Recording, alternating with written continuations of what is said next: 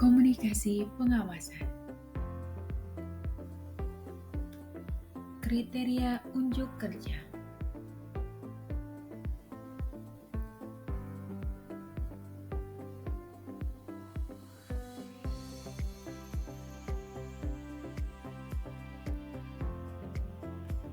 Elemen dalam komunikasi pengawasan. Melakukan komunikasi pengawasan. Pertama, menyiapkan diri dalam membangun komunikasi. 2. Melakukan komunikasi efektif, empatik, dan persuasif. 3. Melakukan komunikasi internal tim pengawasan. 4. Melakukan komunikasi dengan entitas pengawasan. 5. Melakukan komunikasi dengan pihak lain yang terkait. 6. Mengelola konflik. Dan yang terakhir, menyajikan konsep laporan hasil pengawasan. Pokok bahasan. 1. Mempersiapkan diri dan membangun komunikasi. 2. Komunikasi efektif, empatik, dan persuasif. 3. Komunikasi selama pelaksanaan pengawasan. 4. Mengelola konflik.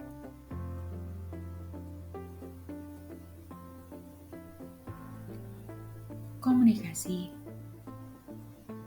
Komunikasi adalah sebagai suatu proses penyampaian pesan oleh komunikator kepada komunikan melalui media yang menimbulkan efek tertentu.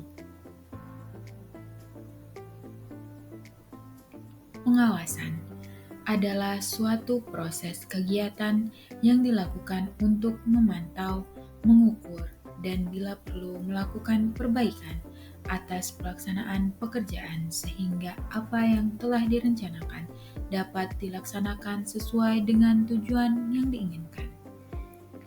Pengawasan dalam konteks ini, pengawasan penyelenggaraan pemerintahan daerah adalah usaha, tindakan, dan kegiatan yang ditujukan untuk menjamin penyelenggaraan pemerintahan daerah berjalan secara efisien dan efektif sesuai dengan ketentuan peraturan perundang-undangan.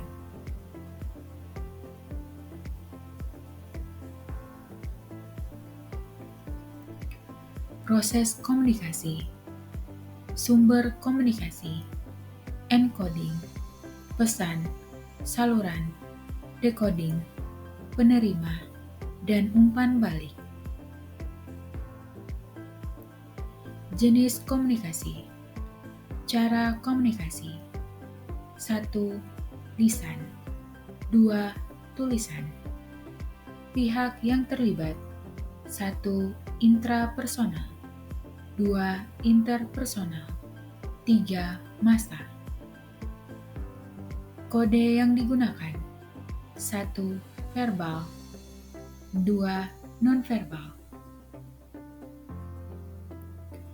Faktor penting dalam komunikasi.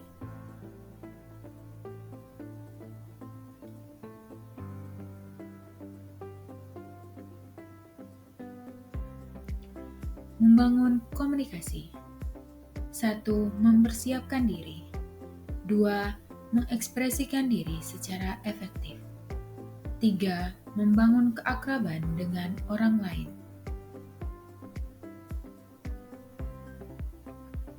Ekspresi efektif.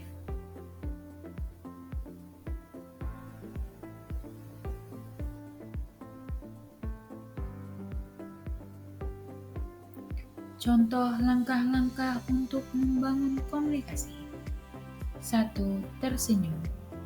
2. Sapa nama. 3. Ucapkan salam. 4. Bicarakan hal ringan yang menjadi zona nyaman. 5. Jarak aman. 6. Utamakan mendengar. 7. Cari persamaan.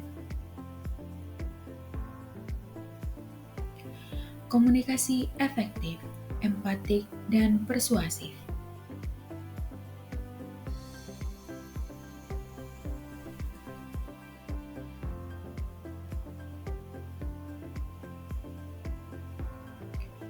mendengarkan secara aktif, pemahaman, empati, evaluasi, dan kesepakatan.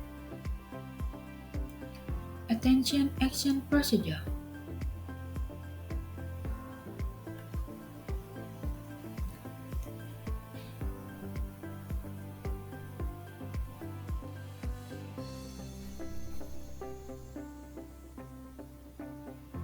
Teknik penyusunan pesan.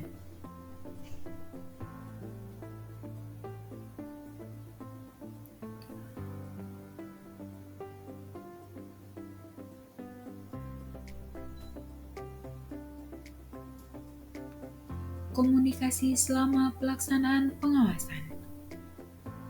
1. Komunikasi rekan intern timnya. 2. Komunikasi dengan pihak yang diawasi. 3. Komunikasi dengan pihak-pihak luar. Perilaku komunikasi internal tim. 1. Penggalangan kerjasama yang sehat. 2. Memiliki rasa kebersamaan dan rasa kekeluargaan. Komunikasi pada tahap perencanaan. Pengarahan oleh pengendali mutu. Pemberian motivasi oleh pengendali teknis. Penyamaan persepsi. Penyusunan program pengawasan. Komunikasi selama pelaksanaan pengawasan. Melaksanakan program pengawasan. Mengidentifikasi permasalahan yang dijumpai dalam pengawasan. Mengatasi masalah yang dijumpai dalam pengawasan.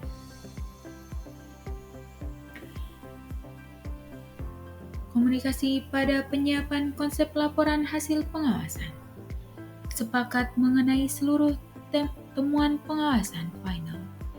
Tanggapan dan persetujuan final dari pengendali teknis. Memastikan bahwa kertas kerja pengawasan telah disusun secara memadai dan substansi. Kertas kerja auditnya cukup sebagai bahan untuk menyusun laporan hasil pengawasan.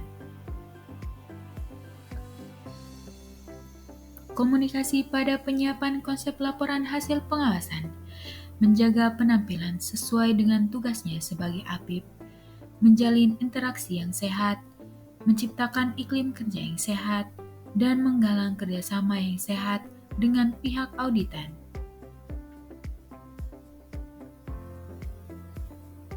Komunikasi pada awal pengawasan. Datang ke tempat pertemuan tepat waktu, menjaga penampilan dengan sebaik-baiknya. Pembicaraan perlu diawali dengan perkenalan dan pembicaraan hal-hal umum yang menarik agar tercipta suasana yang akrab dan santai. Sebelum pembicaraan diakhiri oleh pimpinan, tim pengawasan yang hadir, hal-hal penting yang muncul dimintakan peneguhan dari pihak auditan. Pihak auditan perlu diberikan kesempatan untuk menyampaikan hal-hal yang menurut pendapatnya perlu disampaikan. Komunikasi selama pelaksanaan pengawasan memerlukan timing yang tepat. Jangan terlalu dini dan jangan terlambat. Komunikasi pada akhir pelaksanaan audit. Tanggapan dan persetujuan final dari pihak auditan atas seluruh temuan dan rekomendasi, mempertimbangkan kemungkinan diperlukannya tambahan waktu untuk memperoleh bukti tambahan. Komunikasi tindak lanjut hasil pengawasan.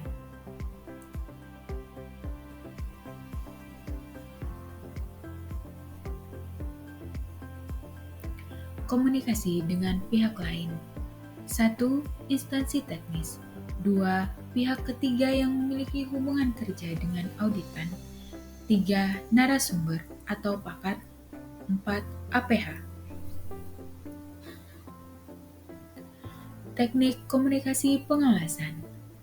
1. Wawancara. 2. Presentasi. 3. Tertulis.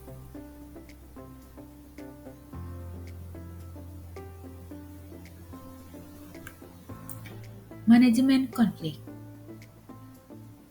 Konflik adalah suatu pertentangan antara sedikitnya dua pihak yang saling memiliki ketergantungan satu sama lain, namun mempunyai tujuan atau sasaran yang tidak sama, memiliki keterbatasan sumber daya, dan campur tangan pihak lain dalam mencapai sasarannya masing-masing. Bentuk konflik. 1. Sumber konflik antar pribadi, konflik antar kelompok, dan konflik intra-pribadi. Akibat konflik fungsional, konflik disfungsional, sifat konflik terbuka, dan konflik tertutup. Hierarki, konflik horizontal, konflik vertikal, dan konflik sosial. Kapan konflik ada? 1. Perbedaan nilai dan tujuan. 2. Kekurangan sumber daya. 3. Perbedaan pendapat atau perspektif. 4. Ketidaksetaraan dalam kekuasaan. 5. Ketidakpastian peran atau tanggung jawab. 6. Komunikasi yang buruk. 7. Perbedaan kepentingan. 8. Perbedaan budaya atau latar belakang.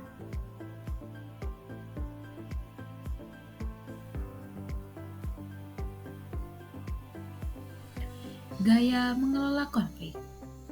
1. Tindakan menghindar. 2. Kompetisi atau komando otoratif. 3. Akomodasi atau meratakan. 4. Kompromis. 5. Kolaborasi. Manfaat konflik. 1. Meningkatkan komunikasi. 2. Meningkatkan kolaborasi. 3. Mendorong inovasi. 4. Meningkatkan pengambilan keputusan. 5. Meningkatkan produktivitas. 6. Meningkatkan kepuasan kerja. 7. Mempertahankan hubungan yang sehat. Sekian dan terima kasih.